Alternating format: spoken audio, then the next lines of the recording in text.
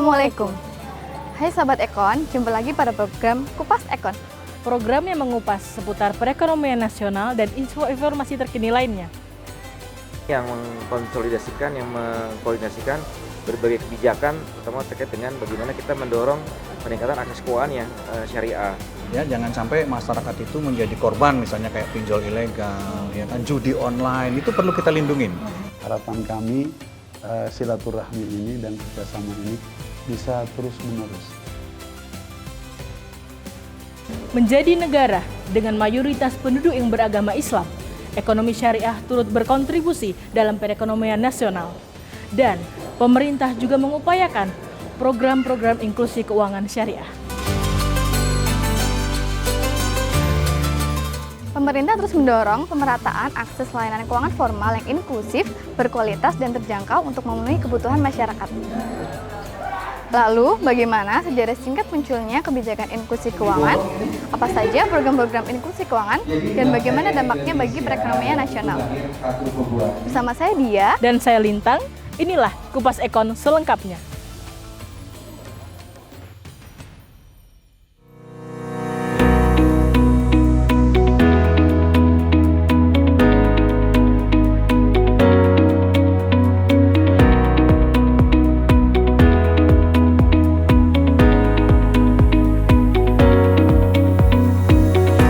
Bagaimana Pak sejarah munculnya kebijakan inklusi keuangan di Indonesia? Jadi kalau kita lihat sejarah inklusi keuangan khususnya di syariah, Ya, Pak. karena kita ada di pesantren gitu ya, itu ada pertama tentu yang awal itu di 2028 itu ada bentukan Komite Nasional Ekonomi Syariah. Ini yang mengkoordinasikan berbagai kebijakan, terutama terkait dengan bagaimana kita mendorong peningkatan akses keuangan yang syariah. Jadi di tahun ini itu pemerintah menerbitkan Undang-Undang Nomor 21 Tahun 2008 tentang perbankan syariah, sehingga tadi secara kelembagaan kita perkuat, koordinasinya, kemudian juga regulasinya kita perkuat. Jadi dua hal ini yang men-trigger salah satu milestone penting untuk inklusi keuangan khususnya yang syariah. Nah di 2010 ini lebih kuat lagi gitu ya, muncul pendirian Bank Syariah Mandiri. Jadi yang bank syariah yang dimiliki oleh pemerintah gitu ya. Kalau sebelumnya itu hanya misalnya dalam tanda kutip di pengembangan ekonomi syariahnya, nah di 2014 ini udah bunyi secara eksplisit mengenai inklusi keuangan gitu ya. Terminologi inklusi keuangan itu sudah muncul. Nah salah satunya melalui pembentukan Komite Nasional Keuangan Inklusif atau KNKI. Jadi secara berkala pemerintah membuat regulasi, kemudian diperbaiki dan ada komite-komite gitu ya Pak? Iya, betul. Baik, untuk yang kedua, dari inklusi keuangan ini programnya apa aja Pak dan dampaknya untuk perekonomian nasional bagaimana? Jadi di program kerja inklusi keuangan itu, jadi program kerjanya DNKI yang merujuk kepada Strategi Nasional Keuangan Inklusif gitu ya, yang tadi di Perpres.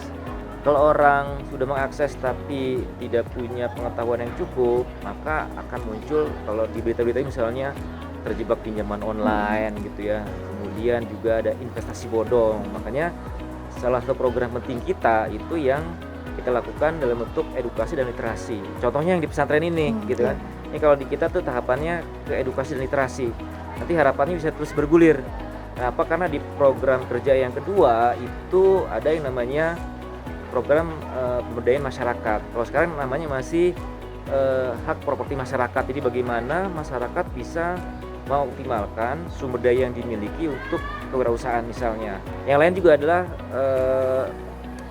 fasilitasi atau distribusi dari layanan keuangan. Jadi kalau di kita kan ada sisi hulu, ada sisi hilir gitu ya. Sisi hulunya adalah bagaimana layanan yang ada itu bisa terdistribusi dengan baik oleh masyarakat gitu ya. Di sini ada misalnya program KRIS atau tadi kalau kita lihat untuk pembentukan rekening misalnya ada program kejar. Nah, jadi di program ini yang penting kita dorong adalah karakter bahwa mereka suka menabung atau mereka dari sejak kecil udah kita kenalkan dengan program layanan keuangan. Yang lain juga misalnya layanan di pemerintah daerah kita dorong untuk memanfaatkan teknologi digital. Kita punya program yang namanya P2DD, percepatan dan perluasan digitalisasi daerah. Jadi kalau bayar pajak kendaraan misalnya sekarang cukup dengan apps gitu Iya. kan. Teknologi itu bisa jalan kalau ada sarana dan prasarananya gitu. Nah ini di Pokja 7 kita di samping produk, kemudian edukasi juga adalah mengoptimalkan berbagai sarana prasarana pemerintah untuk menunjang teknologi digital.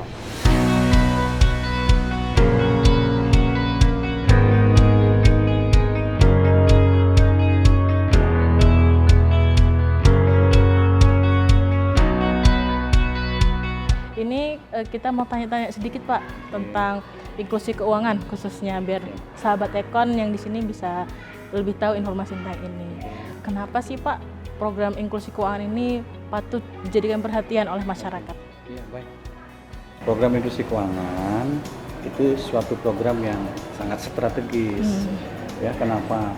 Karena dari pengertiannya adalah memberikan layanan keuangan kepada seluruh lapisan masyarakat, baik itu usaha mikro kecil, baik itu pemuda, baik itu perempuan, masyarakat difabel, teman-teman kita yang di pedesaan maupun yang berpenghasilan rendah.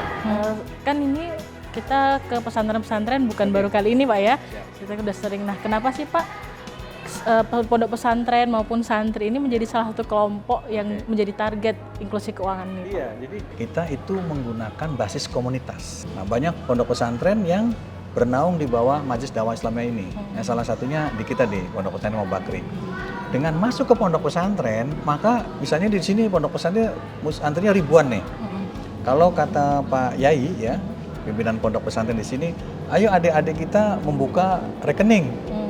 Maka dengan sami'na wa ata'na, maka adik-adik kita itu membuka rekening. Misalnya rekening tabungan pelajar atau simple IB misalnya kalau yang syariah. Jadi efisien. Dengan kita masuk seperti Pak Menko kita pada hari ini ke pondok pesantren kita di sini sudah berapa ribu ya kan terjamah ya. Dan ini teman-teman itu akan dibukakan rekening yang basic saving account yang tidak ada biaya administrasi. Ya tadi Bapak sempat mention bahwa salah satunya programnya buka rekening itu Pak. Oke. Nah sebenarnya di Kemenko Perekonomian ini atau secara umumnya program apa aja sih Pak yang dilakukan pemerintah untuk mendorong inklusi keuangan? Oke. Inklusi keuangan itu pilarnya ada 7. Oke. Yang pertama edukasi, ya kan. Jadi itu suatu awal ya, bagaimana kita meningkatkan pengetahuan masyarakat pada saat dia menggunakan jasa keuangan itu, mempunyai bekal pengetahuan yang cukup, kita melakukan edukasi. Yang kedua adalah menggunakan pemberdayaan berbasis klaster. Jadi kita masuk ke suatu klaster komunitas ya, sehingga kita dilakukan di situ efisiensi. Kemudian yang ketiga adalah penggunaan agent ya atau branchless office. Jadi pada saat kita misalnya katakanlah di kota, misalnya seperti ini di Kota Bogor, itu ada kantor cabangnya ini, baik bank, non-bank, pegadaian, asuransi. Tapi pada saat kita masuk ke daerah-daerah pedesaan seperti ini, maka kita gunakan agen atau branchless banking gitu ya dengan digitalisasi. Kemudian yang keempat adalah penggunaan subsidi pemerintah untuk masyarakat berpenghasilan rendah. Kemudian yang kelima adalah perlindungan konsumen. Ya, jangan sampai masyarakat itu menjadi korban misalnya kayak pinjol ilegal, ya kan, judi online, itu perlu kita lindungin, ya. Kemudian yang keenam adalah penyempurnaan regulasi. Misalnya kalau misalnya adik-adik kita yang umurnya masih di bawah 5 tahun membuka rekening, kalau yang existing bagaimana regulasinya? Oh, harus dia katakanlah mendatangkan orang tua dan sebagainya, kemudian harus mengisi form yang berlembar-lembar, kemudian kita sempurnakan regulasinya. Nah, teman-teman mitra-mitra DNKI itu melalui OJK dan BI itu membuat penyederhanaan. Jadi orang tua yang dari jauh mungkin cukup mengisi form ya kan, surat kuasa ya kepada kiainya. Kemudian yang ketujuh adalah pemanfaatan teknologi informasi. Di daerah-daerah tertentu yang sinyalnya itu masih kurang stabil, kita merangkul teman-teman Kominfo Bakti ya untuk dilakukan advokasi. Kalau dia daerahnya 3T, maka masuk kepada suatu program yang disebut dengan CSR daripada penyelenggara operator telekomunikasi. Tapi kalau di luar daerah 3T, ada pendekatan bisnis dari operator yang paling dominan di wilayah itu ya, pendekatannya bisnis. Artinya ada ya B2B lah ya, ada pembayarnya, tapi itu ada advokasinya gitu. Nah, itu pilar seperti itulah ya, 7 itu.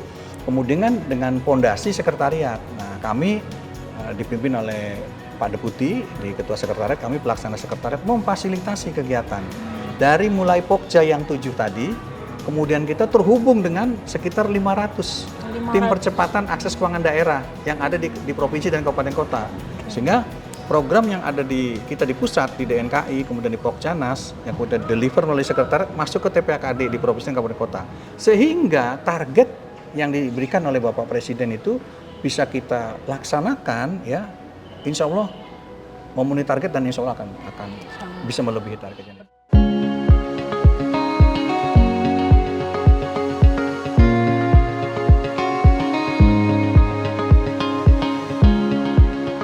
Nah, kita siasatin dengan program keputrian seminggu sekali. Jadi setiap hari Jumat itu santri laki-laki Jumatan kita keputrian. Nah, untuk program keputrian itu kita asah keterampilannya. Contohnya seperti cooking class, kemudian ada lagi merajut. Kita sudah menjalankan kemarin membuat Korean handbag seperti itu, dan kita juga itu ketika kita milad pondok pesantren itu kita perdagangkan di bazar. Kemudian untuk usaha kita sudah memproduksi ini, ya.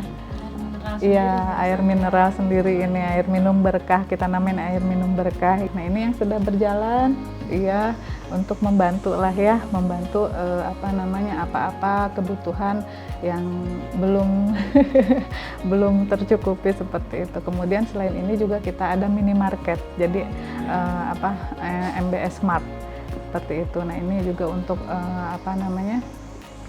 agar anak santri tercukupi kebutuhannya seperti alat tulis, kitab, dan lain sebagainya, serta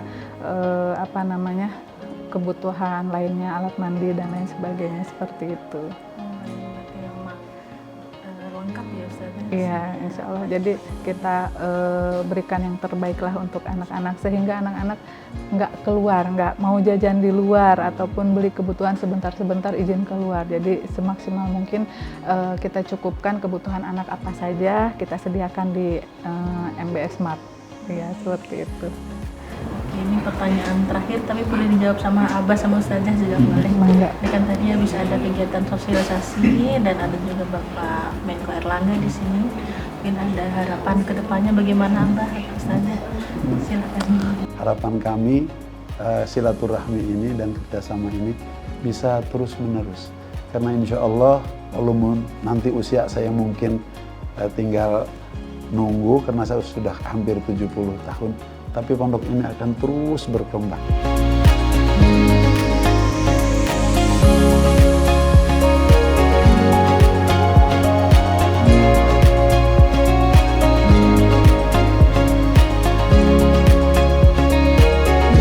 Pemerintah terus berupaya mencapai target inklusi keuangan. Pemerintah juga terus berkomitmen untuk memberikan akses kemudahan layanan keuangan yang formal untuk setiap masyarakat dari Sabang hingga Merauke. Sahabat Ekon, sekian episode Kupas Ekon kali ini. Jangan lupa like, share, komen, dan subscribe Ekon dan perekonomian RI untuk dapatkan informasi terkini terkait perekonomian Indonesia.